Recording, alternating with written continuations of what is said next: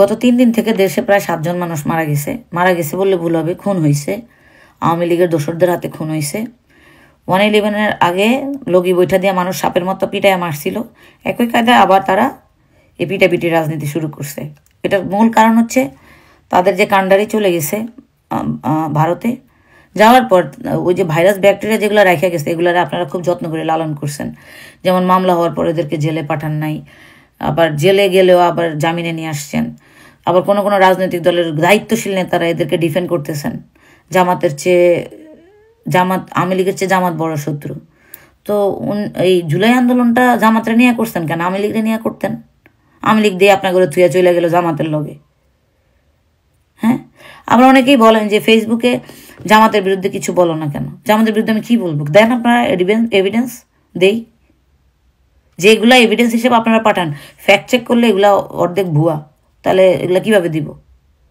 তারপরে দেখলাম মহাসচিব কালকে ফুলের টোকা দিবে না, আওয়ামী লীগ এটা বলছে, একটা লাইভ ভিডিও দেখছি। ওইটারে আপনারা আবার প্রোপাগান্ডা টিম যেগুলো আপনাদের ডিফেন্ড করে ওইখানে ফ্যাক্ট চেক করে দেখলাম ওইটা ডাবিং করা ভিডিও আপনারা আবার ছাড়িয়ে দিয়েছেন বাজারে।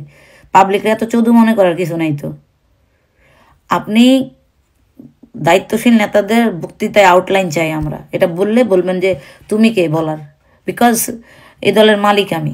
অনেকেই বলে এটা জনাব তারেক রহমানের বাবার দল, তোমার এখানে কথা বলার দরকার নেই। নো ওয়ে, উনি মারা যাওয়ার আগে লিখে দেওয়া যায় না বাংলাদেশ জাতীয়তাবাদী দল জনাব তারেক রহমানের বাবার দল হিসেবে উনি এটার মালিক বলে নাই, কিন্তু আপনারা এটা বইলা ওনাকেও বিতর্কিত করতেছেন। This is the fact. তারপরে আরও কিছু দায়িত্বশীল নেতা যারা বাংলাদেশের রাজনীতি করেন তারা ঋণ খেলাপি ছিল। 5 তারিখের পরে ব্যাংকে টাকা দিয়ে এরা ঋণ খেলাপি থেকে নিজেদের নাম সরাইছে। এদের লিস্ট আমাদের কাছে আসছে। তো নির্বাচন কমিশন তো তফসিল ঘোষণা করে নাই এখনো, বা প্রার্থীতা যাচাই বাছাই করবে। আমরা জানি যে আপনার সংবিধানের নিয়ম অনুসারে আরপিওর যে নিয়ম কানুন সেটার মধ্যে 10% মানে লোনের টাকা দিয়ে একজন মানুষ তার ঋণ খেলাপি নাম থেকে নাম সরাইতে পারে এবং ইনস্টলমেন্টে যাইতে পারে। কিন্তু যে প্রার্থীটা গত 10 বছর ধরে ঋণ খেলাপি, সে হঠাৎ করে ঋণ দিয়া আপনার ইনস্টলমেন্ট দিয়ে হয়ে গেল, এটা হইলে তো তার প্রার্থীতা দিলে তো সে আবার সরকারে গেলে তো সে চুরি করবে, আবার ঋণ খেলাপি হবে। এই মানুষগুলোকে বাংলাদেশ রাজনীতি করার সুযোগ না দেওয়াই ভালো।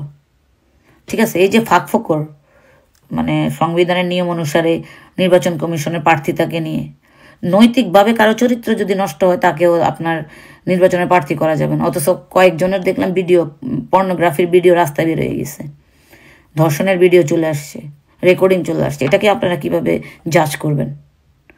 এই প্রার্থীতা কি থাকবে? অপরাধী না প্রমাণ করতে গেলে তো বাংলাদেশ আরো 50 বছর লাগা যায় কোর্টে। এটা হচ্ছে বাংলাদেশ। তো আমার কাছে মনে হয় খুবই খারাপ অবস্থায় আমরা আসছি। এই যে 3 দিন এতগুলা মানুষ মরল, ছাত্রদলের 2টা ছেলেকে খুন করলো। হয়তো ওই ছেলেটা এলাকায় খুবই সোচ্চার বিএনপির, হয়তো আওয়ামী লীগের বিরুদ্ধে প্রচুর মানে সোচ্চার হয়ে সে কাজ করছে, তাকে টার্গেট করে খুন করা হয়েছে। যেমন আমাদেরকে আওয়ামী লীগ কিনতে পারে নাই, যাদেরকে কিনতে পারছে তারা আবার আওয়ামী লীগের সাথে মিলা এই ছেলেগুলোকে মারা ফেলছে। হুনোজ 5 তারিখের পরে এগুলারে আপনারা যারা লালন পালন করছেন এখন এই দৈত্য আপনাদেরকে আবার খাবে, এটা মাথায় রাখেন। ঠিক আছে, বলা লাগবে দেখে বলা, নো ওয়ে। ইনশাআল্লাহ আমরা সকল নারীরা থাকবো এবং আমরা ধানের শীষকে ভোট দিয়ে জনাব মাহমুদুল হক সাহেবকে ধানের শীষে ভোট দিয়ে আপনারা জয়যুক্ত করবেন এবং আপনাদের পাশে থেকে আপনাদের সুখে দুঃখে আপনাদের পাশে থেকে কাজ করার সেই সুযোগ করে দিবেন। কারণ আমরা হচ্ছে মায়ের জাত, আপনারা মায়ের জাত। আপনারা নিশ্চয়ই জানেন যে একটা নেতাকে আপনারা কখন সন্তানের মতো আপনাদের কাছে রাখবেন। যেই নেতা তার জীবনের সব স্বপ্নকে ছুঁড়ে ফেলে সে 30 বছর থেকে সে আপনাদের মাঝেই আছে। তিনি এমন একজন নেতা জনাব মাহমুদুল হক রুবেল সাহেব, তিনি ক্ষমতায় থেকেও আপনাদের পাশে ছিলেন, ক্ষমতার বাইরে থেকেও আপনাদের পাশে ছিলেন এবং তিনি ওনার পরিবারকে, ওনার দল, ওনার জন্মস্থান, ওনার প্রত্যেকটা নেতা কর্মীকে ওনার পরিবারের একজন সদস্য মনে করেন। এবং আপনারা জানেন জনাব মাহমুদুল হক রুবেল সাহেব, ওনার পিতা ডাক্তার মরহুম সিরাজুল হক সাহেব আমার শ্রদ্ধেয় শ্বশুর, তিনি এমপি ছিলেন, তিনি ডাক্তার ছিলেন বৃহত্তম ময়মনসিংহে। উনি এমন কেউ নাই, এমন শেরপুরের এমন কোন জায়গা নেই, ঝিনাইগাতি শ্রীবর্তী থেকে শুরু করে প্রত্যেক মানুষের মাঝে উনি ওনার অসংখ্য সেবা দিয়ে গেছেন এবং উনি মৃত্যুর আগ পর্যন্ত উনি আপনাদের মাঝে ছিলেন এবং ওনার সুযোগ্য সন্তান জনাব মাহমুদুল হক রুবেল সাহেব, ওনাকে উনি সেই আদর্শে আদর্শিত করে গেছেন যেন তিনি মানুষকে সেবা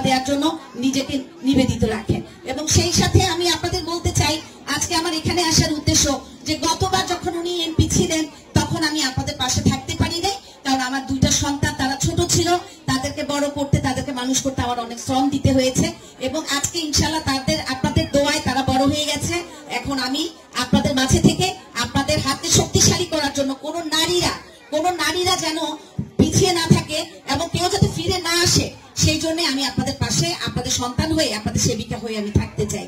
এবং আপনাদের মনে একটা প্রশ্ন থাকতে পারে, একটা আক্ষেপ থাকতে পারে যে আপনারা আপনাদের গুরুত্বপূর্ণ ভোট আপনারা যাকে দেন, যাকে মনোনীত করেন নির্বাচনে, কিন্তু নির্বাচনের পরে আপনারা তার কাছে যেতে পারেন না, হয়তো পুরুষেরা আগে যায়, আপনারা পিছিয়ে থাকেন। সেই লক্ষ্যেই আমি আজকে আপনাদের কাছে এসেছি, আপনাদের দ্বারে এসেছি যে আপনারা মাহমুদুল হক রুবেল সাহেবকে ধানের শীষে ভোট দিয়ে জয়যুক্ত করবেন, যেন আমি আপনাদের সন্তান হয়ে, আপনাদের বউ হয়ে বা ভাবি হয়ে, বোন হয়ে আমি আপনাদের পাশে থাকতে পারি।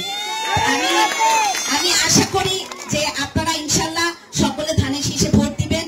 এবং পাশাপাশি আমি আপনাদের জন্য একটি সুখবর দিতে চাই। আপনারা ইতিমধ্যে হয়তো জেনেছেন যে বাংলাদেশ জাতীয়তাবাদী দলের যে ভারপ্রাপ্ত চেয়ারম্যান, আপনাদের সকলের প্রিয় মুখ জনাব তারেক রহমান সাহেব, তিনি 31 যেহেতু ওনার মা একজন নারী নেত্রী, বাংলাদেশের একমাত্র নারী নেত্রী প্রধানমন্ত্রী ছিলেন, উনি সবসময় ওনার লক্ষ্যে, উনি নারীদের এগিয়ে নেওয়ার লক্ষ্যে উনি কাজ করে থাকেন, এবং সেই লক্ষ্যে উনি 31 দফার একটি কর্মসূচি বাস্তবায়নের জন্য উনি কাজ করে যাচ্ছেন, ওনার দল, ওনার সহকর্মীদেরকে নিয়ে।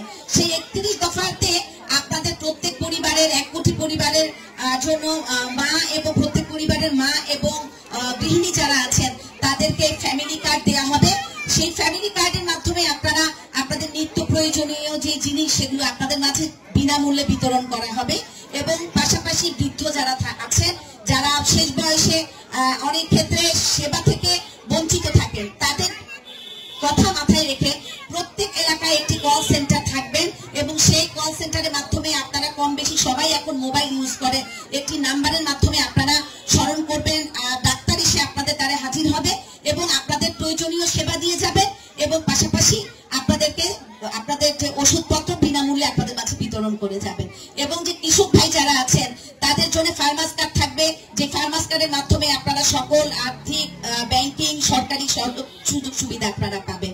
তো কাজে আমাদের প্রত্যেকেরই এখন সেই দায়িত্ব, সেই 31 দফা যে বাস্তবায়নের লক্ষ্যে আমাদের ধানের শীষকে ভোট দিয়ে বিএনপির হাত শক্তিশালী করতে হবে এবং জনাব মাহমুদুল হক রুবেল সাহেবের হাতকে শক্তিশালী করতে হবে। তা আমি আশাবাদী, আমি একজন নারী হয়ে আমার সকল নারী মা, বোন, দিদি, চাচিমা যাদের কাছে আমি এসেছি,